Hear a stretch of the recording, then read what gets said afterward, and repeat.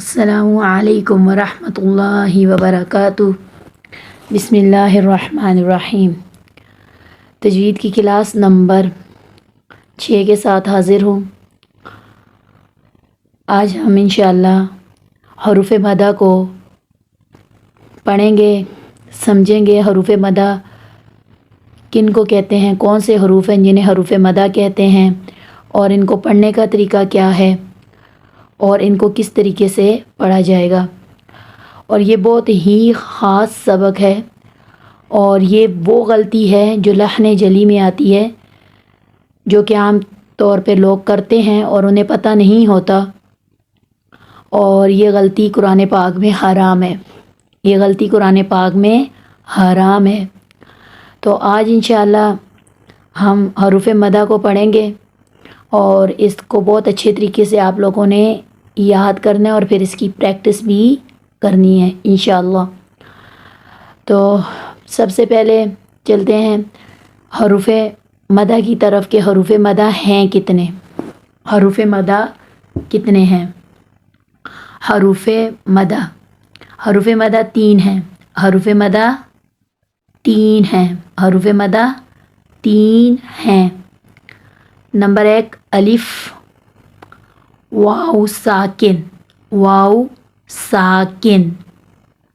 Number 3 یا ساکن، یا ساکن۔ یہاں پہ اس الف کو بھی ساکن بولتے ہیں، لیکن میں نے جسٹ الف بولا ہے، تو آپ لوگوں نے بھی پریکٹس اسی کے ساتھ کرنی ہے۔ وقت کے ساتھ آپ کو میں بتا دوں گی کہ یہاں پہ میں نے اس کو الف ساکن کیوں نہیں بولا۔ تو عام طور پہ سمجھنے کے لیے، آسانی کے لیے میں سب کو حروف مدہ میں الف ہی پڑھاتی ہوں، الف کو میں الف ساکن نہیں پڑھاتی۔ تو الف، واو ساکن، واو کا میں نام لے رہی ہوں اور ساتھ میں کہہ رہی ہوں ساکن، واو ساکن۔ جس حرف کے اوپر جزم ہوتی ہے آپ کو بخوبی پتہ ہے کہ اس حرف کو ساکن کہتے ہیں۔ اور نمبر 3 یا ساکن۔ تو ہمارے پاس حروف مدہ یعنی وہ والے حروف جن کو لمبا کر کے قرآن پاک میں پڑھا جاتا ہے، وہ والے حروف جن کی آواز لمبی ہوتی ہے، وہ کتنے ہیں؟ نمبر 1 الف، نمبر 2 واو ساکن، اور نمبر 3 یا ساکن۔ اب دیکھ لیتے ہیں کہ یہ کب مدہ ہوں گے۔ الف بھی قرآن پاک میں بہت زیادہ ہے، واو ساکن بھی بہت زیادہ، اور یا ساکن بھی بہت زیادہ ہے۔ تو اب ہمیں پہچان کے لیے بھی تو کچھ کرنا ہوگا۔ ہمیں کیسے پتہ چلے گا یہ الف مدہ، اس کو لمبا کریں گے، اس کو نہیں کریں گے؟ یہ واو ساکن ہے تو یہ مدہ ہے کہ نہیں ہے؟ یا ساکن مدہ ہے کہ نہیں ہے؟ اس کو لمبا کر کے پڑھیں گے یا نہیں پڑھیں گے؟ تو اس کی پہچان کر لیتے ہیں کہ یہ الف، واو ساکن اور یا ساکن مدہ کب ہوں گے، کب ان کی آواز لمبی کر کے پڑھی جائے گی۔ تو الف سے پہلے والے حرف کے اوپر زبر ہو، الف سے پہلے والے حرف کے اوپر زبر ہو۔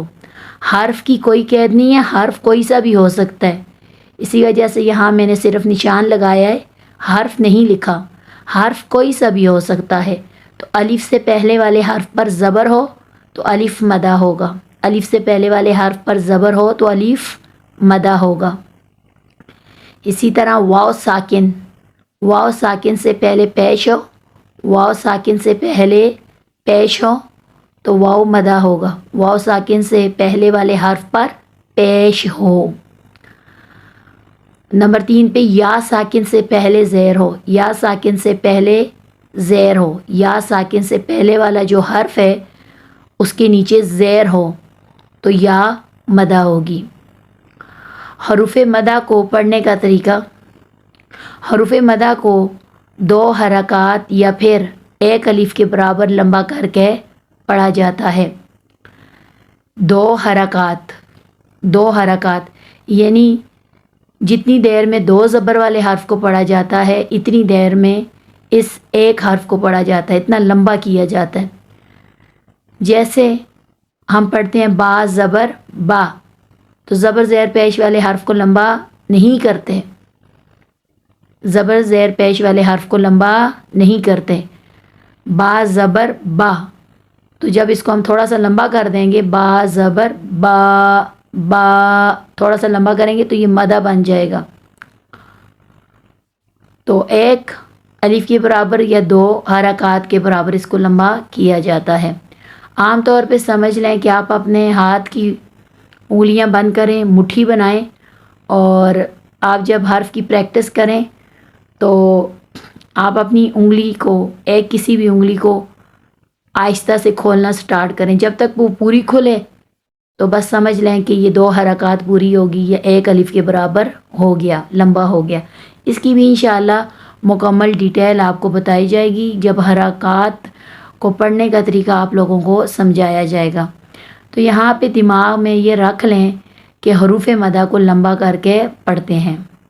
कितना लंबा? बस थोड़ा सा, इतना ज़्यादा नहीं। अब यहाँ पे आ जाएं तो यहाँ पे प्रैक्टिस थोड़ी सी कर लें। यहाँ पे देखें ये अलिफ है, अलिफ से पहले हर्फ बा है, और हर्फ कोई भी हो सकता है, तो लिहाजा हमने हर्फ को नहीं देखना, हमने देखना अलिफ से पहले हरकत क्या है। अलिफ से पहले हरकत ज़बर है, अलिफ से पहले हरकत ज़बर है, तो लिहाजा ये अलिफ मदा है। इसी तरह हमें यहाँ पे वाव साकिन मिला, तो अब वाव साकिन से पहले वाले हर्फ को देखेंगे। वाव साकिन से पहले पेश है, वाव साकिन से पहले पेश है, हर्फ को नहीं देखना, हरकत को देखना है, ज़बर ज़ेर पेश को। वाव साकिन से पहले पेश है, तो लिहाजा ये वाव मदा हो गया। इसी तरह हमने देखा या साकिन, तो या साकिन से पहले क्या है? ज़ेर। हर्फ को नहीं देखना, हर्फ चाहे जो भी हो, ये तो सारे मैंने बा लिखे हुए हैं, तो हर्फ कोई भी हो सकता है। या साकिन से पहले वाले हर्फ के नीचे क्या है? ज़ेर है, तो ये भी हरूफ मदा है, या मदा। अब इसको ज़रा पढ़ लेते हैं। बा अलिफ ज़बर बा, बा वाव पेश बू, बा या ज़ेर बी, बा बू बी, बा बू बी। और ये बात याद रखिएगा कि जब भी हरूफ मदा को पढ़ते हैं उनकी आवाज़ मुंह के खाली हिस्से में जाती है। मुंह के खाली हिस्से से मुराद अभी फ़िलहाल इतना ही समझ लें कि आपकी आवाज़ अंदर जो आपके मुंह में स्पेस है, जो खाली सी जगह है, वहाँ जाती है, गले की तरफ जाती है। जब भी हरूफ मदा को पढ़ेंगे तो आवाज़ को बाहर नहीं निकालना मुंह से, आवाज़ को अंदर की तरफ आपने खींचना है, आवाज़ को अंदर की तरफ लेकर जाना है। किस तरफ? गले की तरफ। बा अलिफ ज़बर बा, बा वाव पेश बू, बा या ज़ेर बी। इसी तरह नेक्स्ट देखें, जीम अलिफ ज़बर जा, जीम वाव पेश जू, जीम या ज़ेर जी। काफ अलिफ ज़बर क़ा, काफ वाव पेश कू, काफ या ज़ेर की। तो ये हरूफ मदा थे। हरूफ मदा 3 थे और हमने उनको पढ़ा भी, समझा भी और उनकी प्रैक्टिस भी की। तो ये आप लोगों ने अच्छे तरीके से याद भी कर लेने हैं, लिख भी लेने हैं और इनकी अच्छे से प्रैक्टिस भी कर लेनी है। अस्सलामु अलैकुम व रहमतुल्लाहि व बरकातुहू।